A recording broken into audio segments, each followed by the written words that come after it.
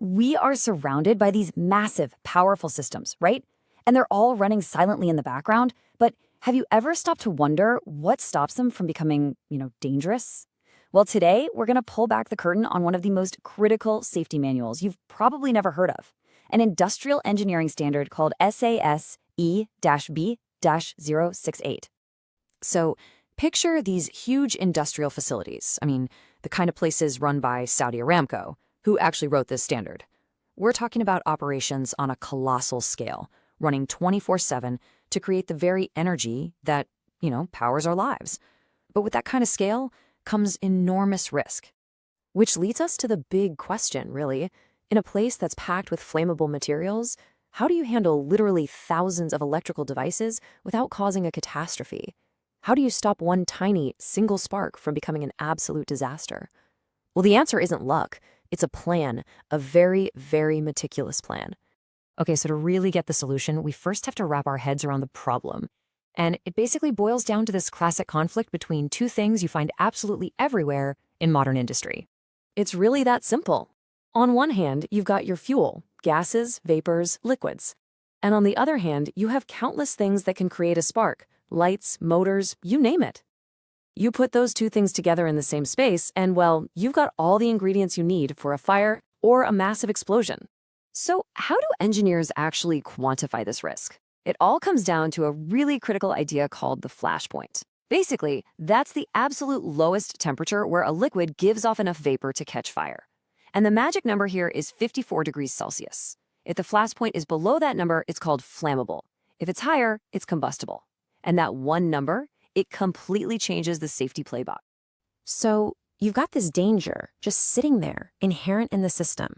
How do you manage it? Well, you definitely don't leave it up to chance. You write a rule book. And that brings us right here. Now, this document, SAES-B-068, isn't some dusty book sitting on a shelf. You got to think of it more like an active blueprint.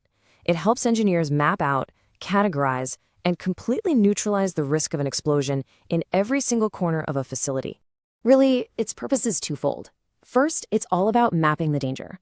Basically, classifying areas based on how likely it is for flammable gas to be hanging around. And second, it's about using that map to pick and install the exact right electrical gear for each specific area. And look, this standard isn't just made up out of thin air. It's built on decades of expertise from global heavy hitters like the American Petroleum Institute and the National Fire Protection Association. So the key to this whole thing is this idea of classification.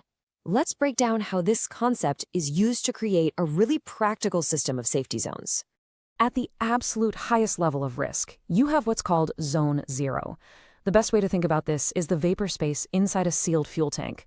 The flammable mixture isn't just possible, it's pretty much always there. This is the most hazardous environment you can have, and it demands the absolute toughest safety measures. Okay, take one step down the ladder, and you're in Zone 1. Here, the hazard isn't there 24/7, but it is likely to happen during normal everyday operations. This might be an area right around a valve or a pump seal where you just expect small, frequent releases of vapor. The danger is a known, regular possibility. And finally, there's Zone 2. This is the what-if zone. Flammable mixtures aren't part of normal life here. They'd only show up if something goes wrong, like a pipe bursts or a seal fails out of the blue. The risk is abnormal, and if it does happen, it's temporary. Okay, so Zone 0, Zone 1, Zone 2, that all sounds a little abstract, right? How do you turn that into something you can actually build with? Well, the standard gives us this brilliant rule of thumb that connects each zone directly to time. If a flammable mixture is around for more than 1,000 hours a year, boom, that's a Zone 0, no debate. Between 10 and 1,000 hours, that's your Zone 1. This super simple tool turns what could be a subjective guess into an objective, data-driven decision. It's genius.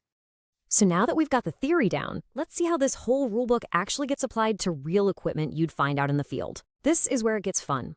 A perfect example to start with is an oily water sewer system. It's a super common thing in industrial plants, and it's designed to handle water that might be contaminated with, flammable oil or fuel. Now, using the standard, engineers can map this risk with incredible precision. Inside the enclosed pipes and manholes where all those vapors are trapped, that's a Zone 0. But right at a vent opening where vapors can escape, The area right around it is Zone 1. Then, as you move further away, the risk drops, and it becomes a Zone 2. So you see, it's one system with 3 different risk levels, and each one needs its own unique safety solution. Let's switch gears and take another totally different example. A battery room. Big industrial batteries, especially when they're charging, can let off hydrogen gas, which is extremely flammable. So how do you classify that? And this right here is just a fantastic example of safety engineering in action. If you don't have proper ventilation, that flammable hydrogen gas can just build up, making the entire room a Zone 1 hazardous area. But, and this is the brilliant part, if you design the room from the very beginning with adequate ventilation, the constant airflow makes sure that hydrogen gets safely removed before it can ever reach a dangerous level. The risk is just gone. The area becomes non-classified. It's the same room, the same batteries, but one single smart design choice has completely engineered the danger right out of the equation. So this brings us to the big takeaway from our little deep dive into the standard. It's about so much more than just a bunch of rules. You know, standards like SAES-B-068, they're like the invisible architecture of our modern world. They represent a kind of collective wisdom, a system of foresight that lets us build and operate these incredibly powerful and potentially dangerous facilities with an amazing degree of safety. It's a proactive blueprint for stopping a disaster before it ever has a chance to happen. And that kind of leaves us with a final thought, doesn't it? From the building codes that keep our houses standing to the air traffic control rules that guide planes safely through the sky, our world is built on these kinds of invisible rulebooks.